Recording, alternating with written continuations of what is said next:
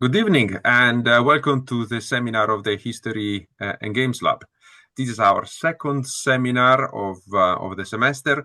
And before starting the talk itself, I thought to advertise two things. One is that if you're not in on our mailing list, but you want to receive news about our activities and updates, please join it. I pasted in the chat the link where you can add your email to the mailing list. And also I thought to advertise the next event of the History and Games Lab.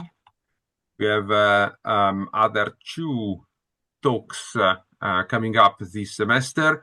So on Thursday, the 12th of March, Emily Friedman will give a talk about actual play, which is essentially, it is role-playing gaming in front of an audience. And web shows. So why do we tell stories? An introduction to actual play. And that will take place online, like this one. Possibly not on Zoom. I just discovered that the University of Edinburgh now will discontinue its institutional Zoom subscription. So I changed that. But do register, and I will, if you're interested, and I will send an update about how to access it online. Then finally, at the end of March, on Tuesday the 24th, Hamish Cameron from the University of Wellington will give a talk in person entitled Creating a Framework for Creating Rome, Tabletop Role-Playing Game Design and Knowledge Production. I will also like to advertise our games nights, and they take place towards the end of the month. The next one is next week on the 27th of January.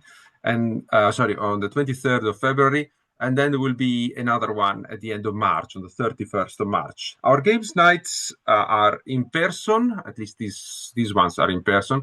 They take place in the main library of the University of Edinburgh, and we play, for the moment, analog games, board games, role-playing games, war games, but we have plans for the 31st of March to start video games as well. So subscribe to get news about the games nights. But let's get to our talk of the evening, which is video recorded. And it is a great pleasure to have John Beiner here with us tonight to talk about his project. So the talk is entitled Between the Devil and the Deep, Navigating Ahoy's Digital Caribbean. And it's a great pleasure to have John, also because he's an alumnus of the University of Edinburgh, recently freshly graduated, and so moving to this fantastic game design project after his graduation. As usual, there will be the talk, and then roughly 30 minutes. Is it, John? That's what we agreed. And then there will be a Q&A session after that. So as I mentioned, especially regarding the Q&A, the event is video recorded, just to keep in mind. Perfect. To you, John. Thank you very much. I'm very glad to be here.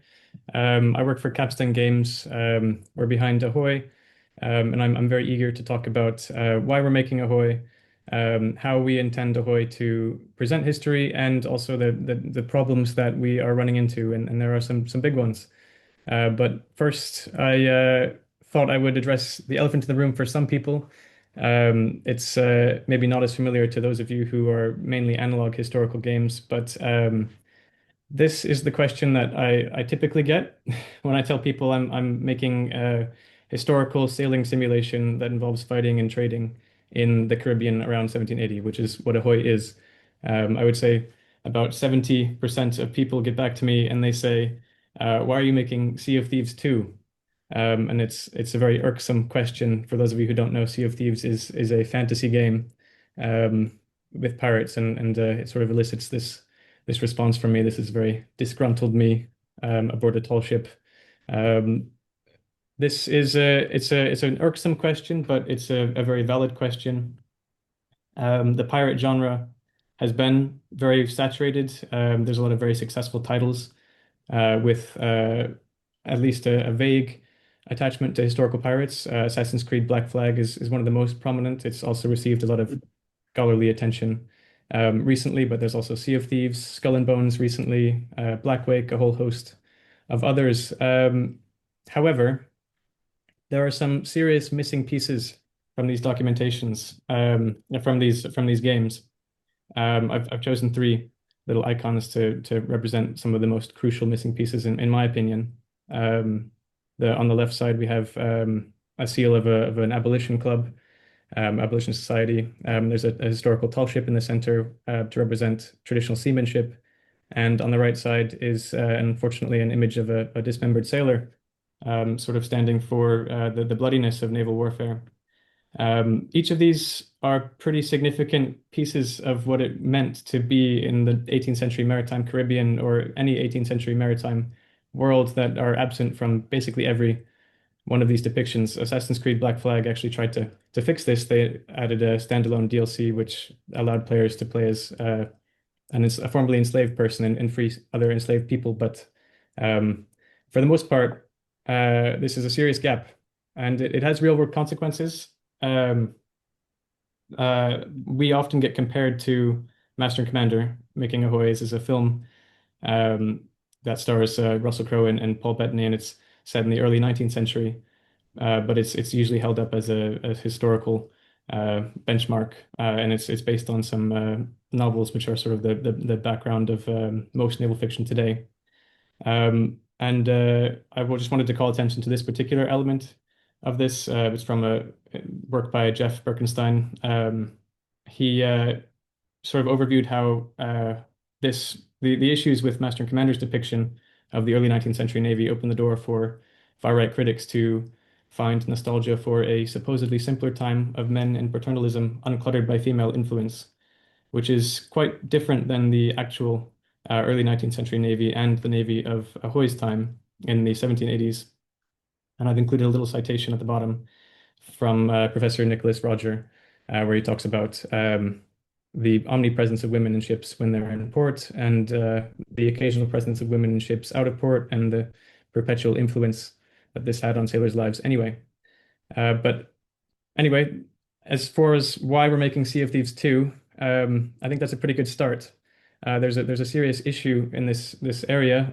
Pirate games are pretty lacking when it comes to, especially to depictions of slavery, and I think a lot of players get the impression when they play them that the historical Caribbean was a happy-go-lucky place where people just sort of robbed around and didn't really pay any attention to the actual economic structures of history. But before I go into why we're making Ahoy specifically and how Ahoy is going to interact with history, I'll just quickly introduce you to us, starting with me. As you've heard, I'm an Edinburgh alumnus. I graduated in July, and I actually wrote my dissertation on this topic. I had a great time. You might recognize the frontispiece there from one of the previous images. And then that's me when I was meant to be studying for my second year exams. I was out on a replica of an 18th century Swedish East Indiaman, working on Ahoy and taking some references for them. But I am just one of a number of people who work at Capstan Games. We have a lot of developers, and we also have a lot of advisors, including people who come on periodically just for one topic or another, and then they step away from the project after that time is done, and maybe they come back when they're needed again. We have 10 different nationalities in our team. We have, at least at the time of this picture, which was earlier in the year, we had 15 developers and 8 advisors working on the project, and the developers range in their specialties from architecture to weaponry to sound design, and beyond. And I don't know if I mentioned already that we had a successful Kickstarter campaign. That is why I'm here today. We set a pretty low bar back in the day. We asked for £80,000, and we spent a long time building up a community ahead of this Kickstarter campaign. We were really eager to get into it, and then the community just blew out of the water. We raised over £630,000. Almost 6,000 people donated, believing in our historical project, and the vast majority of them commented as much. They regularly gave us feedback about how excited they were that somebody's finally taking a historical approach to the Caribbean, or finally somebody's representing real tall ship sailing, which really made us overjoyed. Um, and I can briefly explain, we haven't released our game yet. So we began full-scale production when the Kickstarter campaign terminated in July. And we are aiming for our first alpha release in July 2026. So this is a pretty complicated development roadmap, but I'll just highlight that this is our first release. It's a sailing system. So this is a real sailing simulation with buoyancy, lift, drag.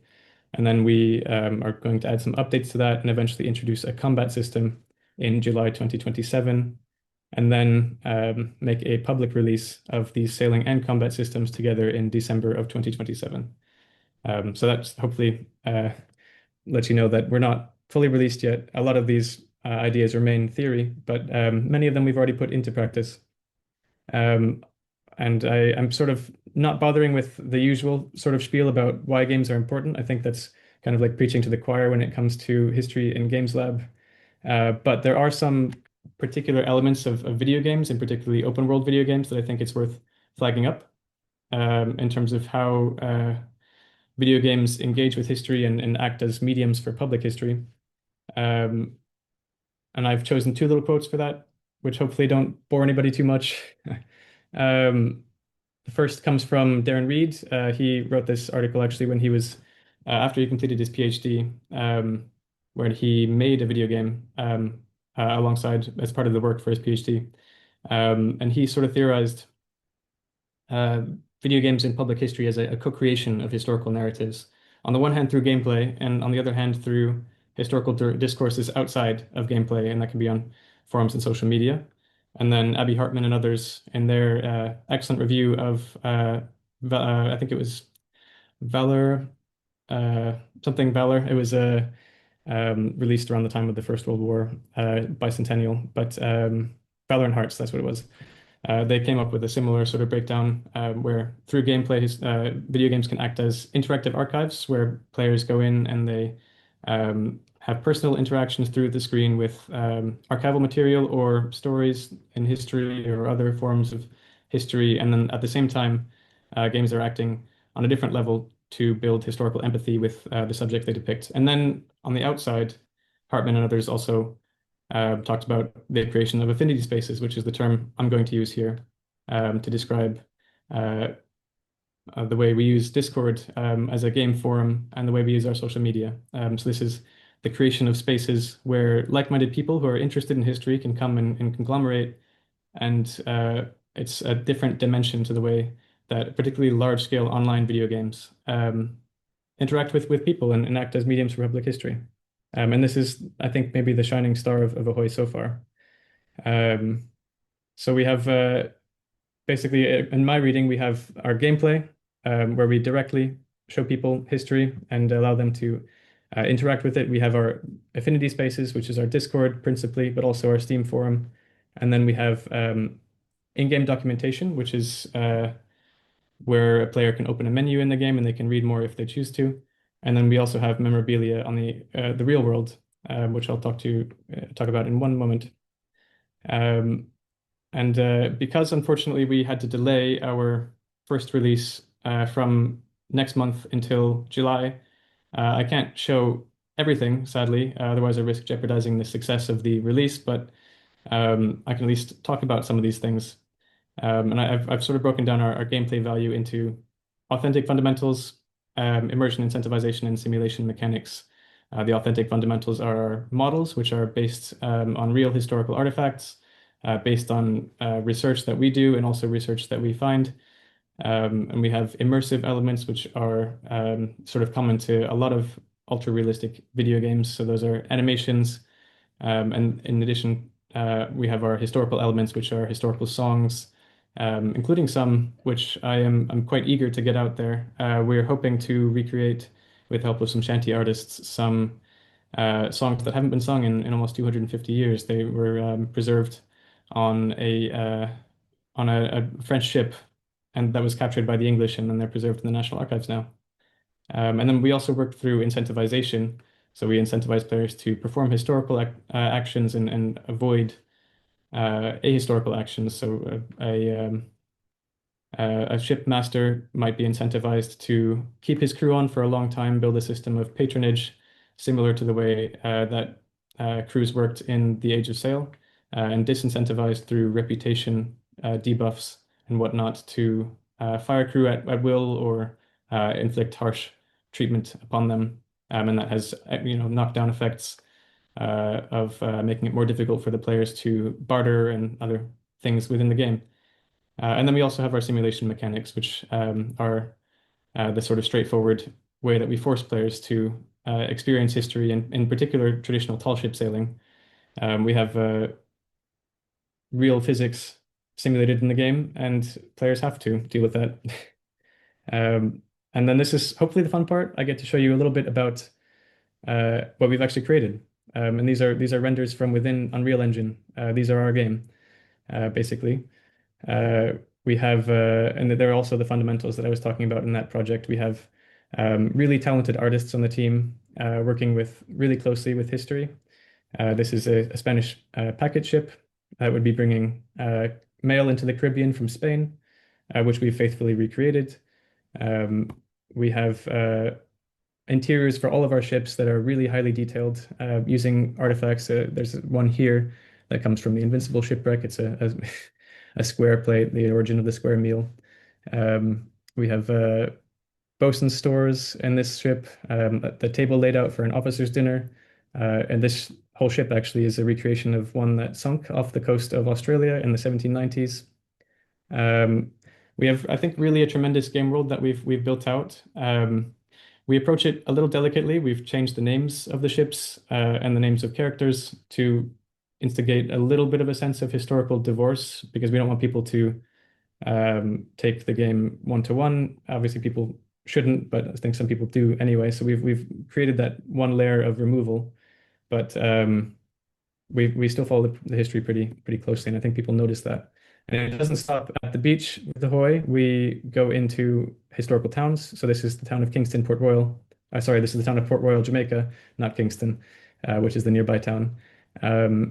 We have recreated, actually, this particular building is maybe of note because it is still standing, and you can compare the fidelity of our reconstruction with the still standing building. But you have a blacksmith here, a bakery, and a tavern as little snippets of what life in Ahoy will eventually look like when players are fully free to walk around. I have actually walked around this map. I've really enjoyed it. It is as stunning as it looks. And it makes my computer turn into a heater, which I really need in these Edinburgh winters. And I chose this screenshot as well, just as a little insight into the eventual systems in Ahoy. This is an officer's cabin in one of our smaller ships, but you can sort of already see the systems coming together. It's going to be a very hands-on experience in Ahoy. Inventories and menus are going to be very physical. So we have a journal here, and that's the way players are going to interact with their own inventories. They're going to be hopefully getting a taste of what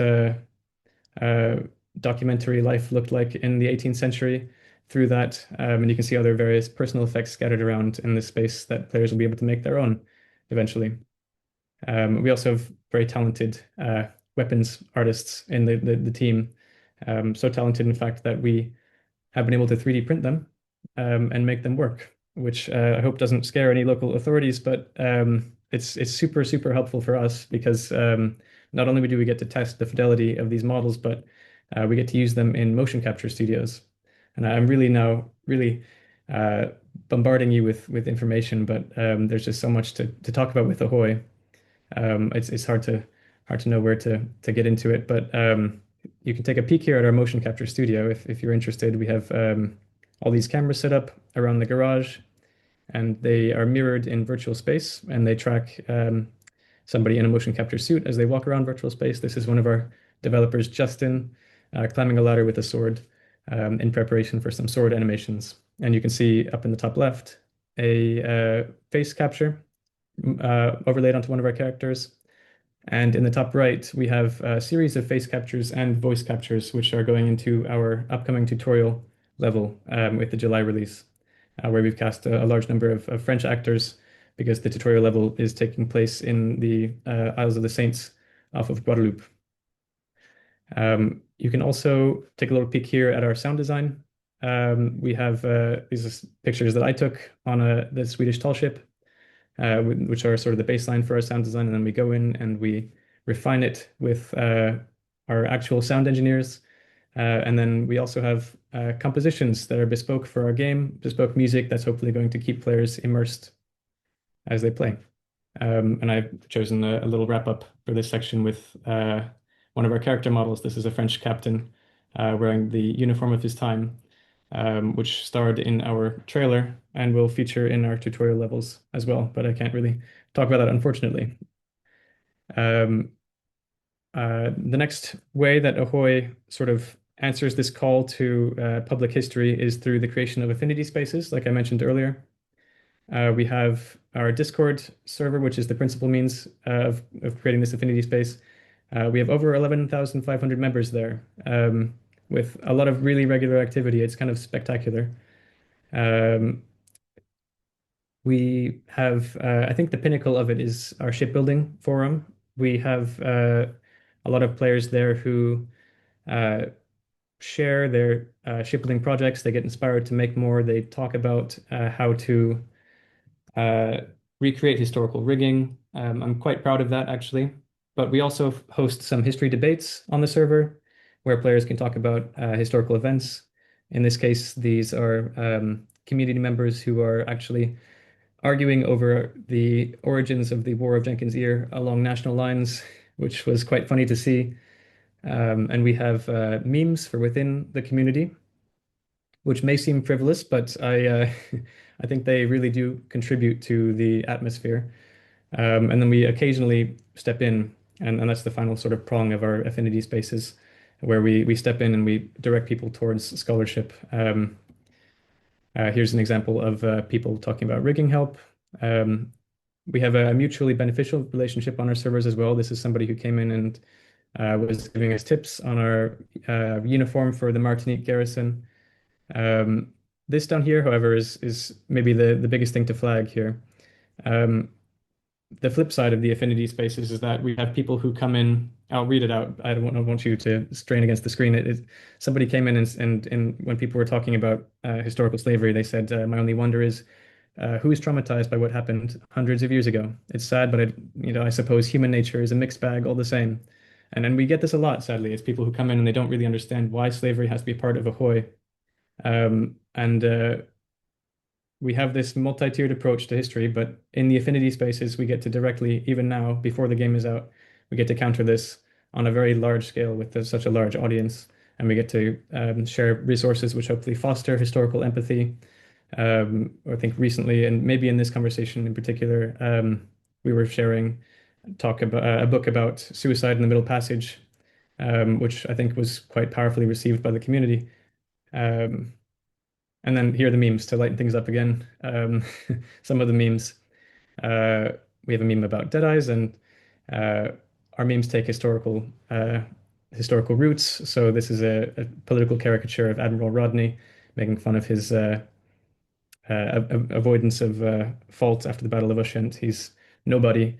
And this has really taken root in our server. It's taken a life of its own, and now thousands of people are using this meme, and they're talking about Rodney after Ushant, which I don't think would happen any other way, really. And we also have some emojis that we use in the server. There's a large number of these, but you get the gist. One thing I wanted to flag up as well about affinity spaces before I move on was particularly with very, very large multiplayer games, there's a sort of centrifugal force to creating affinity spaces. At least we've seen this. I think some of you might be familiar with this from historical role-playing games that are analog as well. But people spin off, they create their own guilds, their own companies, and in our case, quite a few military role-playing groups. And they create their own affinity spaces where they talk about their own history. They follow historical command structures as much as they can, and really take things beyond our control. I don't see this being discussed very often, in scholarship, but I think it's going to be a massive thing with Ahoy. It already is. We already have almost 100 of these spin-off servers where hundreds or thousands of people are talking about things on their own now in regards to the game. And then third, we have in-game documentation, which is sort of a branch out of the information that's already in the game. You can see that our ships are quite complex in Ahoy. You don't really know where to go when you begin, so we have overviews of their history that are built into the game world, built into the game UI. And we also have guides within the game that give players historical information and also, in this case, need to know information. But the idea behind Ahoy is that you can take things further. You can open another menu and you can read more if you so please. And finally, real world memorabilia, I think, is quite a powerful element here that I don't think has been done with historical games this way before. We are following a pretty well established marketing model for larger games where physical rewards are offered for certain levels of donations. This is the case with our Kickstarter. The highest reward levels got access to a physical ship catalog, which is a detailed retelling of the histories of our ships and their relevance to the game and comparison of design techniques. This is my work for the past few months. It's academically cited. I have some novel research that's gone into it, and I'm very pleased to say that almost 1,500 copies of this are going out to 47 countries around the world, and I think it's almost 4,000 going out digitally as well to more countries than that. So we're really making quite a large mark already in this space. I think it's not too bold of me to say. And there's quite a bit of hopefully good history getting out to people. This is all, as far as I'm capable, rooted in good scholarship and cited as such. And we also have physical rewards going out to people. So these are captain's hats or lieutenant's hats, and they're made by one of our advisors based on examples in the National Maritime Museum in Greenwich.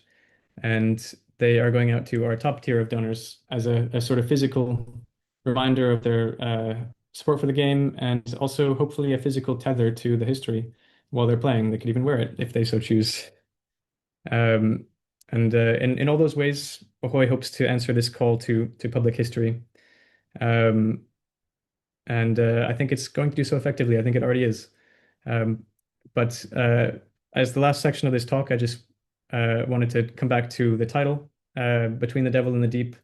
It's a reference to a naval saying, which refers to the devil's seam, which is a particularly difficult seam to make watertight. It's this seam often. And the deep obviously is out here. So this is the interior of a ship. This is the deep. This is the devil. So you are in a pretty bad spot when you are between the two. And it's a tremendous opportunity to get to depict slavery and enslaved people in our game.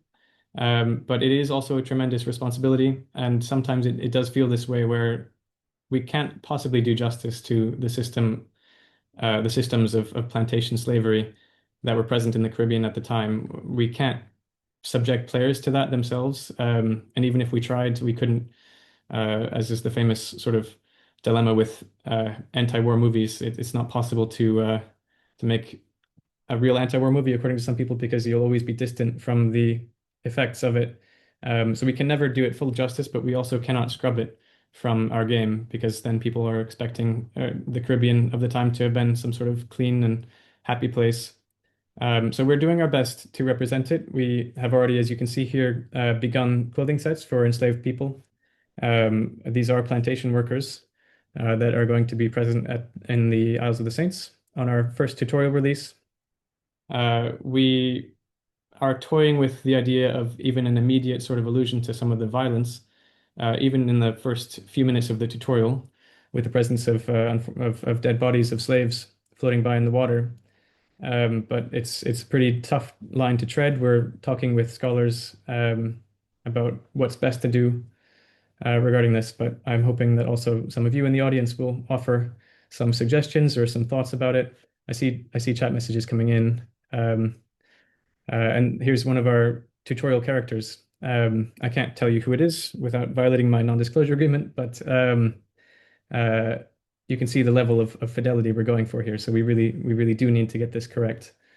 Um, and in addition to that dilemma, how far to go into depictions of slavery, we have two different dilemmas over how far to take historical inequalities. So on the left side is Hannah Snell. She was a soldier and sailor who flew under the radar despite being a woman and saw active combat. Um, these cases were quite exceptional, but we are intending to allow female characters who may or may not be tied to female players to do as they please in the game world without restraints. And obviously, that's historically it's an anachronism. It's not it sort of undermines our mission of portraying historical reality, but at the same time, we prioritize inclusion over that.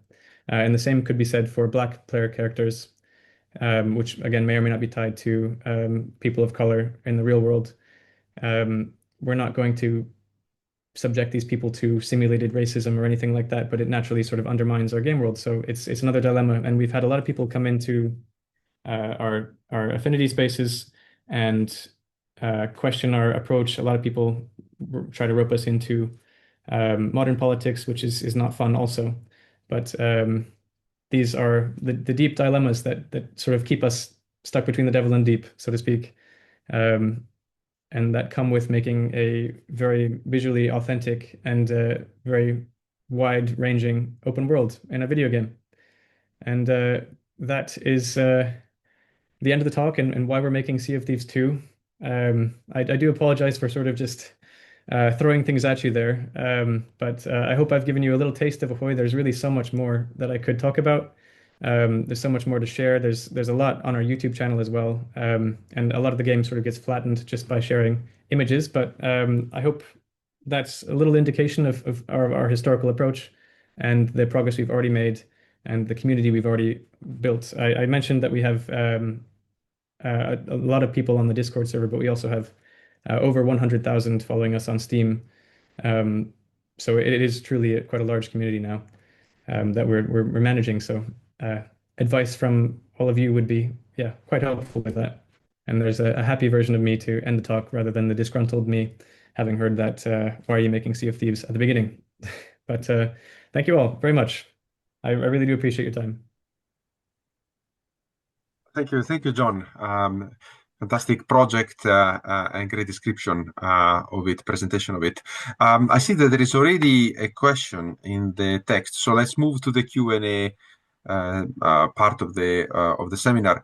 I can read them aloud if you want. I missed the start of your talk. As a multiplayer game, are you crewing the ships with appropriately structured and officered and populated crews with humans and or characters playing agents?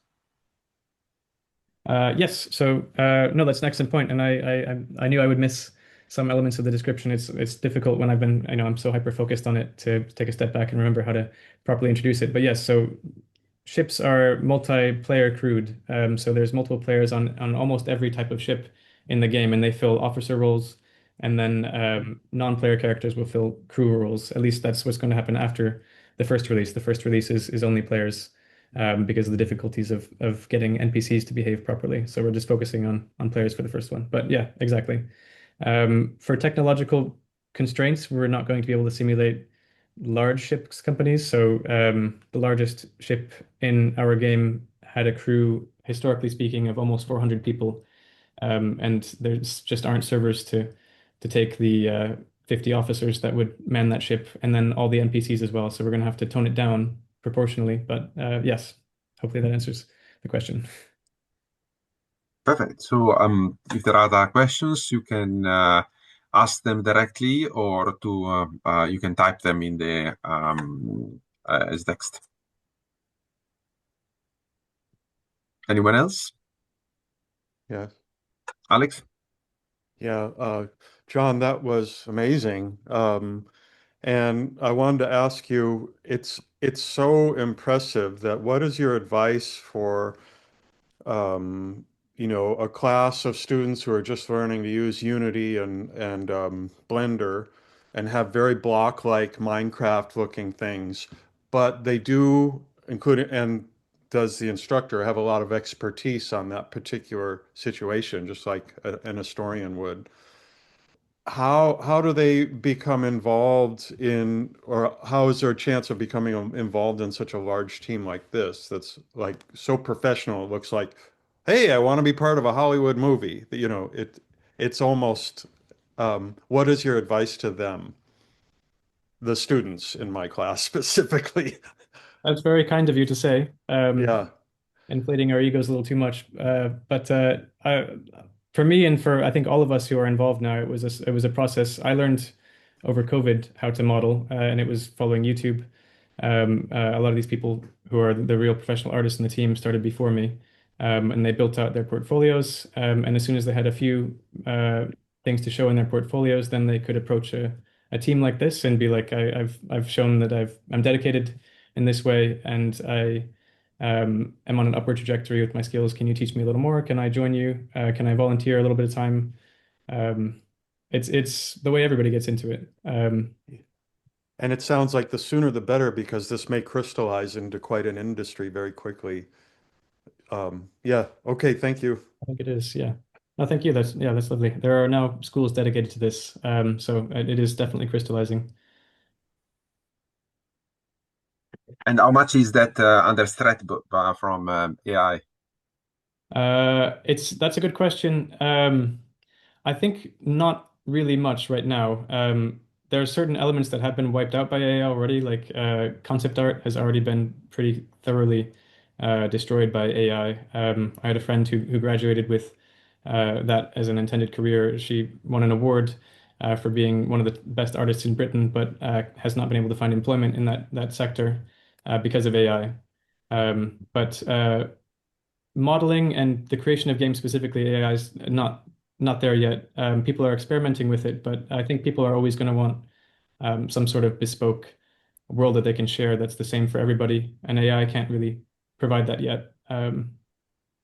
It's got a different use maybe for completely personalized historical experiences, but for ours, where you want a massively multiplayer world, you're always going to need people to do that, I think.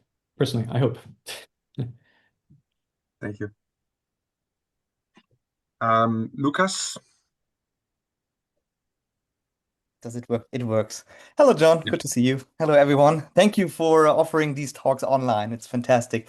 And it's a fantastic project, and I'm really impressed. I just wanted to know how your community is very large and Discord is very large. I just wanted to know how international it is. So is it mainly UK based, or is it also like a lot of people from the Caribbean who you can turn to for advice, or do you have any data on that, where the people are coming from? Thank you. Thank you. It's lovely to see you here. Thanks for making it. And that's a great question. Yes, we do have data on it. We actually have also, I think it's 8 languages now that we accommodate in the Discord. And I don't have the full numbers at hand, but Tyler has a breakdown of actually exactly where each account is from on the server. And it's tremendously international. Like I say, just in terms of who's getting physical book copies, it's over 47 countries that range from the UAE to the United States, obviously. Um, uh, and Yeah, we have been able to turn to Caribbean people in the Discord to get resources. So we've had people, for instance, with that church that we recreated. People sent us videos and pictures of it that we could recreate from. It's really quite nice that way. And there's merchant mariners that we've been in touch with who sail through the Caribbean regularly, and they send us references from the waters. So yeah, I mean, that's an amazing resource that we have. Yeah. Thank you. It's so important, this work also for a lot of different communities. So thank you very much. And I have to apologize. I have to leave very soon because of the kids' bedtime, because in Germany it's late already. But thank you very much. Of course, thank you. Thank you. There is another raised hand by Colin. Yes, John, thank you very much. Fascinating. I am a marine historian, so more of the 17th century than the 18th century, but absolutely fascinating. I'm intrigued by the mental model or the philosophy behind the game. I mean, I love the hyper-realism. I myself have been exploring with world models, with Runway, with VO, etc. Not because I want to build a game, but I've been toying with basically walkthrough modeling through ships. But I want to come to the sound aspect of this. It sounds like sound is very important to you. Sound is very important to me. But the brutal truth is the level of language and abuse and racism that would have been expressed on shore and on the ships would have been staggering and would be shocking, I hope, to most modern people. Now, if you were to put that sort of language into an LLM, it would be blocked. The LLM would just not simply accept the prompt. Are you going to moderate the language? Are you going to tone down the language that agents simulating characters might use? So it seems to me there's a paradox. You're going to have a wonderfully accurate visual world and oral world, bar the language. And if you're accurate on the language, you'll be closed down. Yeah, I think it is quite right. It's a bit of a catch-22, and maybe that's the way to describe it. That's my hope with the devil in the deep idea. My instinct with that is that I mean, you're quite right. We won't be able to replicate what was going on, and certainly we won't be able to subject players to it directly. But I think we'll be able to, maybe in some very controlled areas of the game, maybe when players are locked into storylines, we might be able to allude at least in some way to it. And then that's where sort of our other elements of public history come in, where we have a menu that players can access that tells them this is a fraction of what would have been happening at the time, and at the time you could expect this to be happening in all these other areas as well. And players can sort of get a more direct, moderated experience that way. But you are quite right, we won't be able to recreate that level. Players who walk by plantations, I hope, won't be hearing the horrendous obscenities or seeing the terrible atrocities. They will see them in some ways. Like I said, we might even in the tutorial show corpses floating by the players, because plantations sometimes dumped corpses into the sea. But yeah, it's a fine line, and no matter what, we will get people who are upset by it. But I'm hoping that we can be educational with it, and that's why we're going to rely not only on professors like sorry, my computer is falling in my face, I think. Professors at Edinburgh University and other universities, but we're also going to talk with Caribbean people and hopefully get them to give their input. We've already talked with some, and they've expressed a willingness to help us with that when the time comes. But thank you for that. Reminds me something. I was at the Vasa Museum in Sweden last week, and there was an interesting section on warfare, and they mentioned all the horrible situation of being on a ship during a battle. Something that seems to be happening throughout the centuries as well. So, will you also tune that down in your game, or is that an aspect? Because the descriptions are pretty gory. Yeah, they are very gory, and that is, I think, maybe the area we're going to come the closest to uncensored. There's settings for people who are sensitive to that, where they can turn that off, and that's going to be something that they're going to have to select when they set their settings at the beginning of the game. But we have already not only simulated blood and gore aboard a ship, but also historical infirmities that range from smallpox to gout to other things. But it's pretty sensitive stuff, and I think it's going to be disabled for most players by default, and then you can enable it if you want to see that. But yeah, I mean, it sounds sadistic, but I think it's just maybe important to avoid some of those narratives of antique heroic war that people like to promulgate, or things like that. So we planned it, basically. Oh, no, I think as long as one is upfront and saying that is we had to make these adjustments to make it more acceptable and playable to our audience. As long as one is upfront and explain these kind of things. So you mentioned that there will be the opportunity of seeing these kind of designer notes when one approach the game. Yes. And I'm hoping that can be a guide to what is historically accurate and what is not, because we even have to make departures from history within ship spaces. Sometimes they're just too small to navigate a character through, so we have to sometimes widen them, just like modern replica ships do. But we will explain pretty detailed everything that we do. Perfect, thank you. Any other question from our audience? If not, I got one last question. Just if you can flesh out a little bit the gameplay. So you will play an officer in one of the of the ships, and how much agency does that give it to you? Because it is an open world, but at the same time you have a certain role in society. So you are not. It's not that you can freely move around, or do you need to follow your duties, for example? Yeah, no, that's an excellent question. The way we have it is for the first release, you start as nothing. You start as a random sailor, and you almost inherit this ship. I can't go into specifics, but you almost inherit a small sloop from somebody, and then you can sail that. But when the open world comes, then you'll be starting as a junior officer, and you can choose to leave the service or continue in the service. And then that's where a lot more player agency is opened up.